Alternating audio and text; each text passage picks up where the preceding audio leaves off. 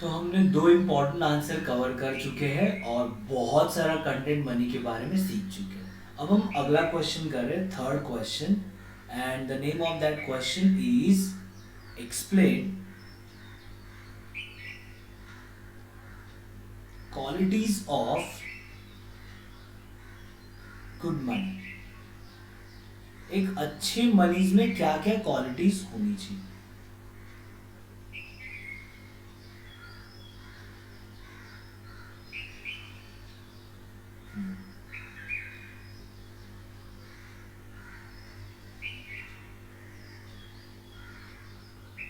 Okay, क्या क्या qualities होनी चाहिए। तो इसके लिए मेरे पास है ना एक कोड है, और वो कोड है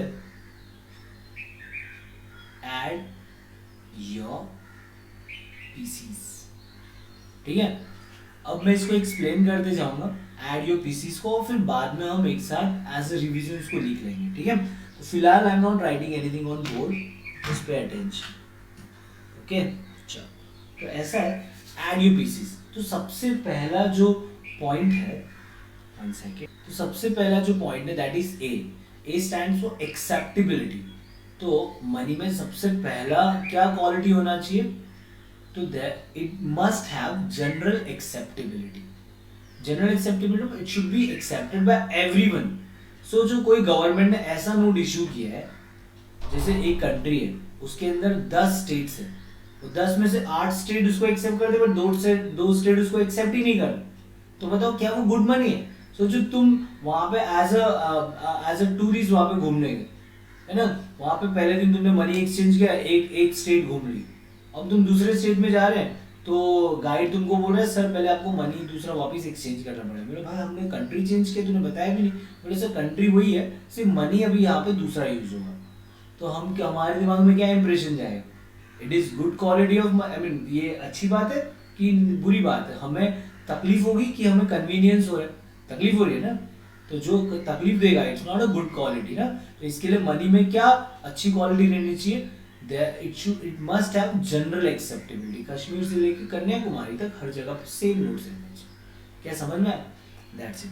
फिर नेक्स्ट पॉइंट है डी से, दैट इज डिविजिबिलिटी। हमने एनिमल मनी सीखा, एनिमल मनी में क्या प्रॉब्लम था, डिविजिबिलिटी। सोचो हमारे गवर्नमेंट ने सब बड़े बड़े नोट छापे, 2000 के नोट, 4000 के नोट, 10,000 के नोट, लाख रुपए के नोट, और कॉइन और छोटे डिनोमिनेशन छापने के लिए बोले ची ची ची ये सब गरीब लोग छापते हैं, हमारे कंट्री में 1 रुपया, 2 रुपया, 10 रुपया ऐसे कोई नोट नहीं छपेंगे। बता, इससे हमें कन्वीनियंस होगा कि हमें प्रॉब्लम होगा। ऑफ कोर्स प्रॉब्लम होगा ना, छुट्टेगा, है ना। डिमोनेटाइजेशन के टाइम पे मेरे खुद ये प्रॉब्लम हो गया, क्योंकि सब एटीएम मशीन से सिर्फ 2000 के नोट निकल रहे थे, और छोटे छोटे ट्रांजैक्शन, मान लो जाके डोसा खाने का 50 रुपए का, तो उसके लिए 2000 का नोट भगा रहे थे लोग हमें, समझ रहे। तो स्मॉल डिनोम, क्योंकि दिन भर में मुझे बताओ हमारे वॉलेट से, बताओ बड़े बड़े ट्रांजैक्शन ज्यादा होते कि छोटे छोटे ट्रांजैक्शन ज्यादा होते, छोटे छोटे ट्रांजैक्शन, और इसीलिए small denomination notes are very important. इसके लिए एक कंट्री में मनी में एक अच्छा क्वालिटी क्या होना चाहिए, there has to be divisibility.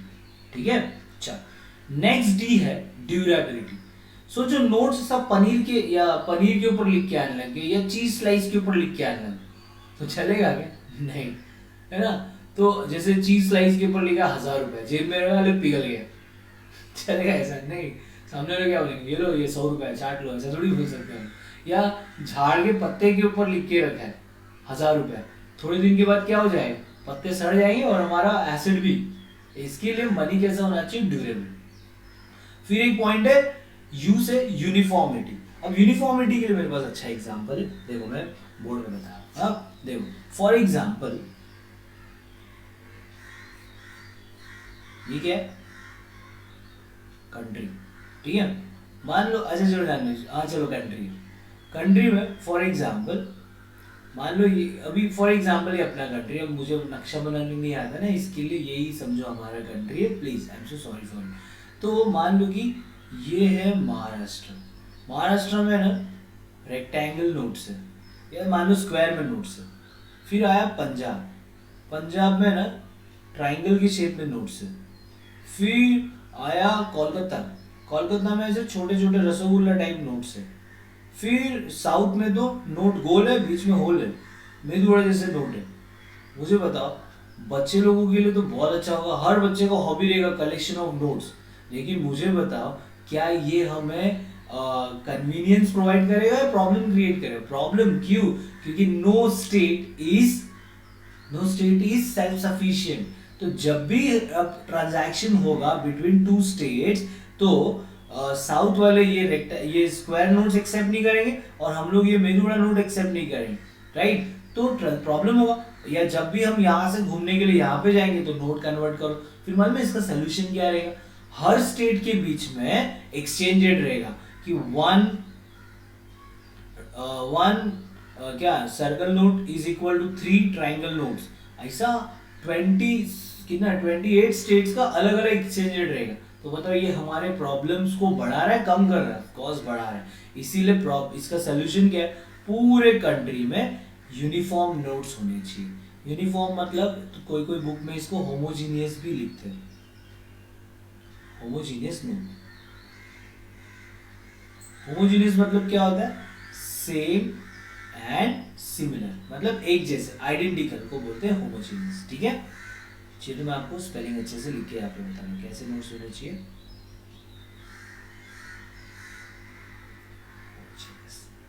ठीक है, चलो। हाँ, तो ये सब मैं भी रब कर रहा हूँ। तो अभी तो क्या क्या हुआ? सबसे पहला ए से क्या था? General acceptability. डी से क्या था? डिविजिबिलिटी। फिर उसके बाद में दूसरा डी क्या था? ड्यूरेबिलिटी। और अभी एक हुआ यू से क्या होना चाहिए? सारे कंट्री में नोट्स कैसे रहने चाहिए? यूनिफॉर्म। ठीक है,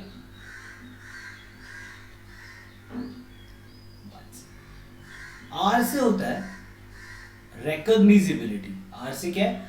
रिकॉग्निजिबिलिटी। ये रिकॉग्निजिबिलिटी मतलब क्या? तो नोट्स ऐसे होने चाहिए कि सब लोग उसको रिकॉग्नाइज पहचानने चाहिए।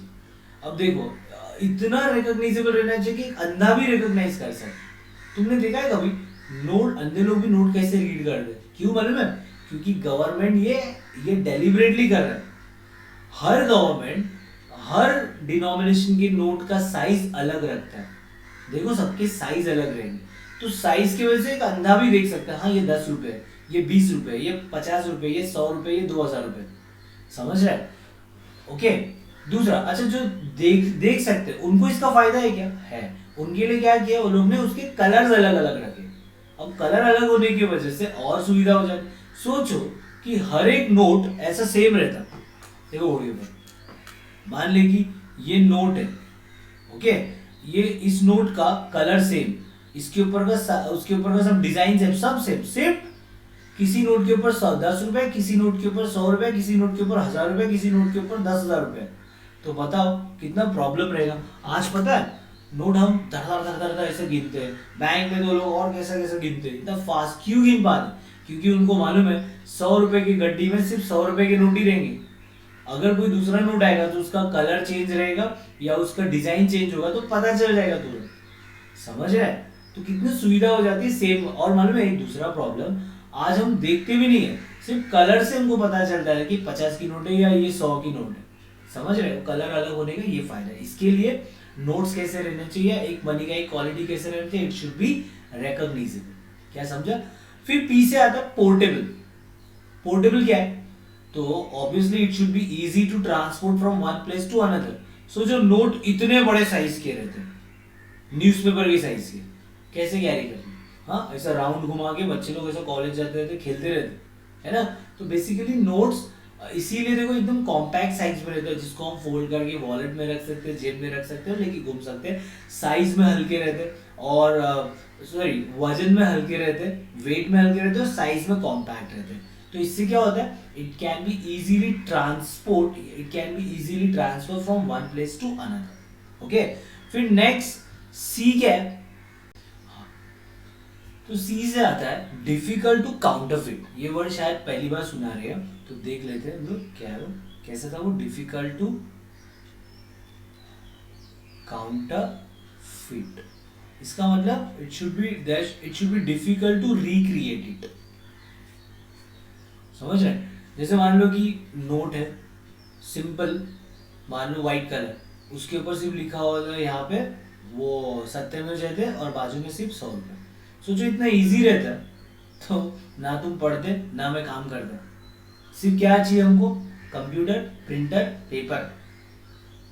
समझ रहे, फोटोशॉप से फोटो उठाने का, सीधा यहाँ पे प्लेस करते जाने का सौ। समझ रहे, वहां आके चिल्ला, दिन भर सोते रहता है, दिन भर पबजी खेलते रहता है, कुछ काम धंधा क्यों नहीं करते? तो हम क्या बोले, क्यों काम करने का, पैसे कैसे आएंगे? पैसे खड़े रहो प्रिंटर के बाजू, कितना अच्छे बताऊँ मैं, है ना। तो हम लोग इतना इजीली बना पाते, तो क्या उसका, तो क्या ये अच्छी क्वालिटी है? नहीं, इट्स अ बैड क्वालिटी। इसके लिए देखो नोट्स के ऊपर है ना, नोट्स के ऊपर इतने डिजाइन रहते हैं, उसमें शेर भी रहता है, उसमें अलग अलग महान पुरुष रहते हैं, अलग अलग मॉन्यूमेंट्स, और इतने डिजाइन रहते हैं। तुमको प्रैक्टिकल बोलूँ मैं, अपने यहाँ पे ना आरबीआई के कुछ 22 ब्रांचेस है, और उनमें से 4 ब्रांचेस ऐसे हैं जिनमें नोट प्रिंट होता है। और ये एक ही जगह पे कंप्लीट नोट नहीं बनता, एक डाई से प्रिंट होता है, फिर वो आधे नोट्स दूसरे जगह पे जाएंगे, वहां पे उसका दूसरा डाई उसके ऊपर चिपकेगा, फिर तीसरा डाई और फोर्थ डाई पे जाके वो नोट कंप्लीट हो जाता है। कुछ समझ रहा है? तो वो इतना डिफिकल्ट है कि कोई भी पेंटर उसको ड्रॉ नहीं कर पाता। बोले सर नकली नोट तो बनता है, वो डाई वाई फंड हो जाता है। एक्चुअली पता नहीं नकली नोट कैसे बनता है, बट मैंने ऐसे सुना है कि डाई वाई चोरी कर डालते हैं लोग जहाँ से डाई बनते हैं। तो बेसिकली ऐसा प्रॉब्लम है। तो इसके लिए अच्छे नोट किसको बोलेंगे? जो इजी रहेंगे, कोई भी बना सकता है घर पे बैठ के, या difficult to recreate, it should be difficult to recreate. और लास्ट में एस से क्या है, तो स्टोर ऑफ वैल्यू, या क्या बोलते हैं उसको, stability of value. Stability of value, सोचो गोल्ड का कॉइन छापा, तो बताओ गोल्ड का वैल्यू हमेशा ऊपर नीचे होते रहे, तो बताओ कॉइन का वैल्यू भी ऊपर नीचे होते रहे। हाँ सर उसके ऊपर 10 रुपए लेकर तो 10 रुपए रहेगा ना, तुमको लगता है? जैसे शेयर्स है, शेयर्स का फेस वैल्यू है, एक शेयर का प्राइस है 1 रुपया, लेकिन उसका मार्केट वैल्यू अगर 3,000 है, तो लोग उसको 3,000 में डील करेंगे कि 1 रुपए में डील करेंगे? ऑफकोर्स 3,000 में। इसीलिए कोई भी गवर्नमेंट कॉइन्स या मनी ऐसे मेटल से नहीं बनाता जिसका वैल्यू कैसा रहे, फ्लक्चुएटिंग रहे। ऐसी चीजों से बनाते हैं जिसका वैल्यू कैसा रहे, स्टेबल। समझ रहे? तो ये हो गए आपके सारे पॉइंट्स। क्या क्या देगा, चलो एक बार फटाफट लिख लेते हैं हम लोग। एक सेकेंड, इसको पहले हटा देते हैं।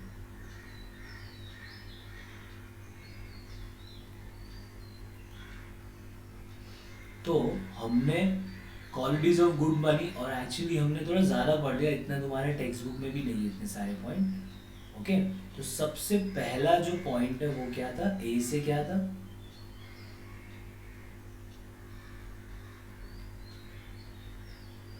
General acceptability. दूसरा पॉइंट क्या है,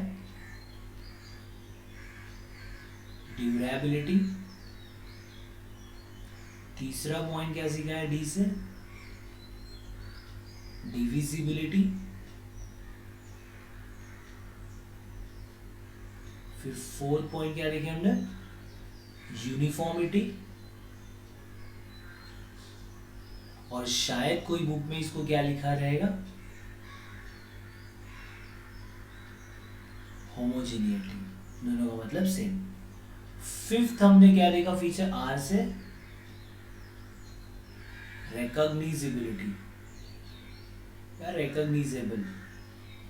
ओके, कोई कोई बुक में इसको सिर्फ कॉग्निजिबल लिखेंगे, तो आगे हमने आर ही डाल दिया। सिक्स्थ क्या है, पी से पोर्टेबिलिटी।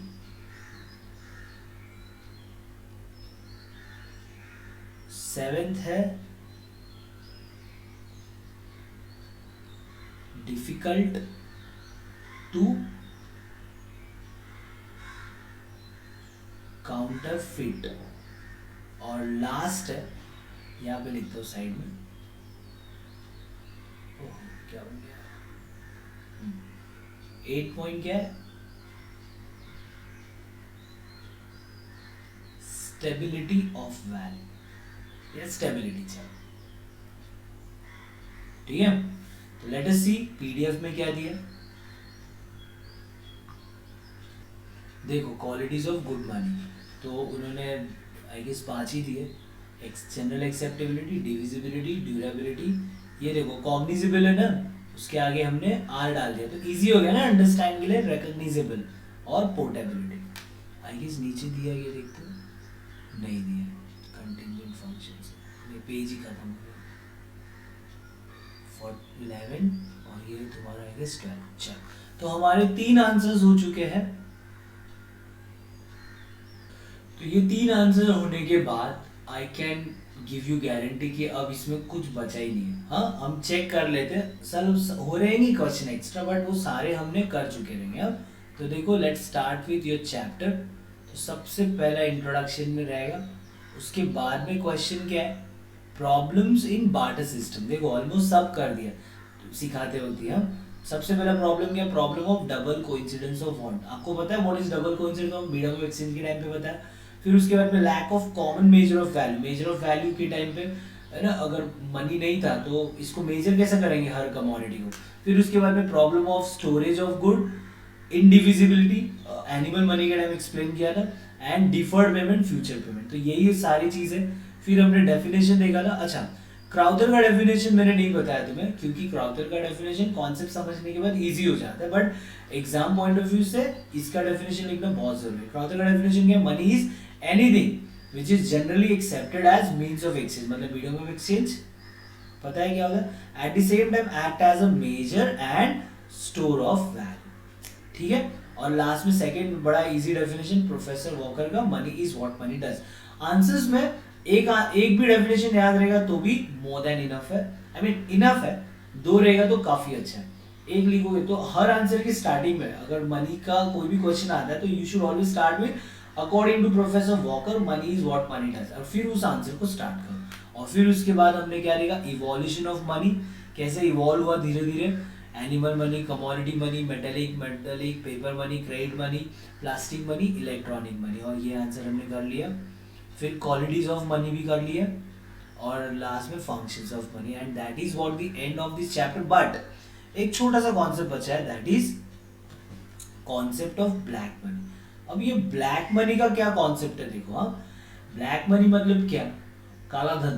अब है क्या मतलब बेसिकली, तो देखो जैसे कि फॉर एग्जांपल मैंने एक कोई वाइट जगह है, वाइट प्लेस है, क्या देखते हैं यहाँ पे है।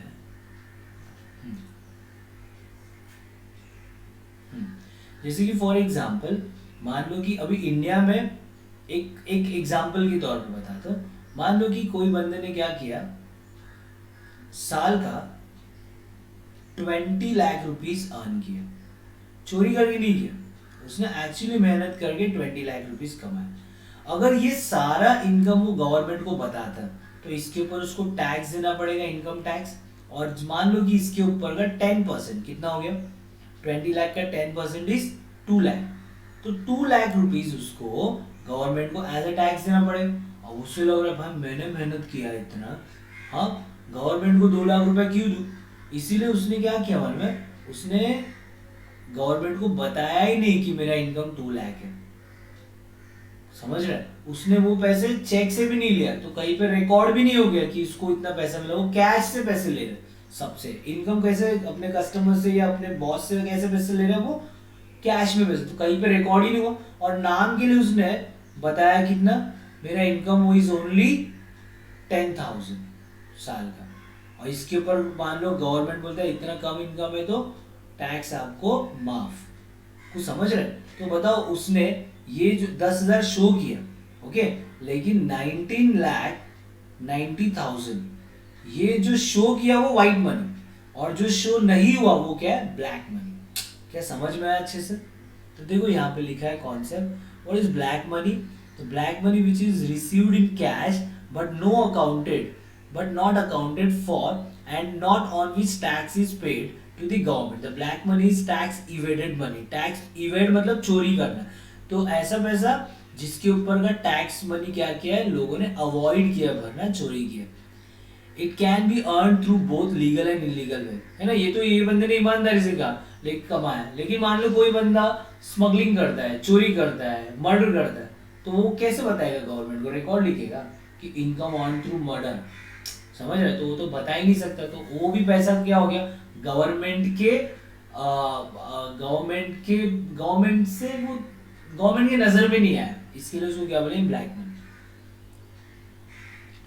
Corruption, black money hoarding, this creates obstacle in economic activity. political and instability, they are created due to black money. Black money, to control the black money, demonetization is one of the tool which may countries have adopted. जैसे हमारे country ने adopt किया demonetization, and that is the end of this chapter. ठीक है, finishing chapter. चलो थोड़ा exercise के जो ऑब्जेक्टिव क्वेश्चंस है वो हम लोग कवर कर लेते हैं, क्योंकि बड़े क्वेश्चंस तो अंदर आपको मिल जाएंगे, वो मैंने एक्सप्लेन कर लिया. लेट अस सी क्या आएगा यहाँ पे. चलो, तो सबसे पहले हम चेक कर रहे हैं कि हमारा पेन चल रहा है कि नहीं. ओके, तो हाँ, तो primary function of money medium of exchange. तो ट्रांसफर ऑफ वैल्यू क्या रहेगा यहाँ पे, क्या आएगा, सेकेंडरी फंक्शन, राइट. अगर secondary function of money is standard for deferred payment, तो बेसिस ऑफ क्रेडिट क्या है, it is contingent function. Okay, commodity money shell है, तो क्रेडिट कार्ड क्या है, plastic money. Okay, divisibility smaller denomination, तो easy to carry from one place to another, ये क्या है, पोर्टेबिलिटी. फिर बार्टर सिस्टम क्या होता है, बार्टर सिस्टम में गुड्स यूज होता है, तो मॉडर्न इकोनॉमी में क्या यूज होता है, हमारे चैप्टर का नाम money. The act of exchanging goods for goods, it is barter exchange या बार्टर सिस्टम बोल सकते हैं. Provision for making payments in future, deferred payment.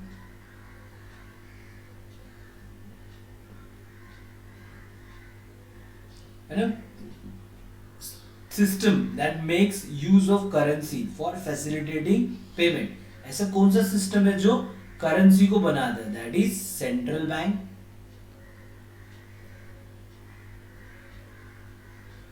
Monetary क्या लिखा, credit instrument through which bank deposit are transfer. ऐसा credit instrument जिसके थ्रू आप बैंक में का डिपॉजिट ट्रांसफर कर सकते हैं. The answer is cheques. Monetary value stored and transferred electronically by means of computer, hard drive or servers, that is electronic money.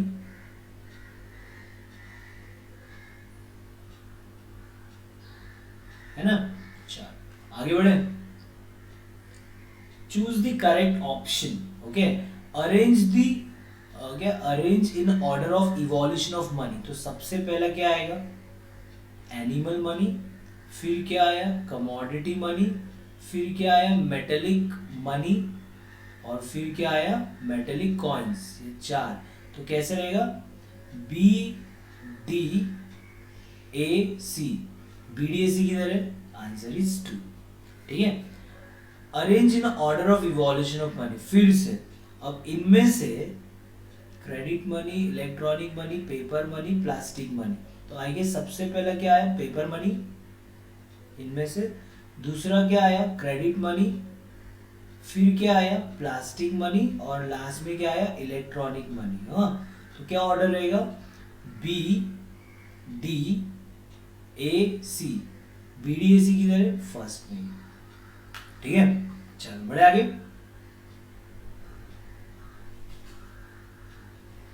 Identify and explain the concept. अच्छा, अब ये ऑब्जेक्टिव नहीं, ये आंसर्स है basically जो आपको टेक्स्ट बुक में मिल जाएंगे. And if you don't get it, you can always know from where you have to find it. You can ask me. Thank you very much.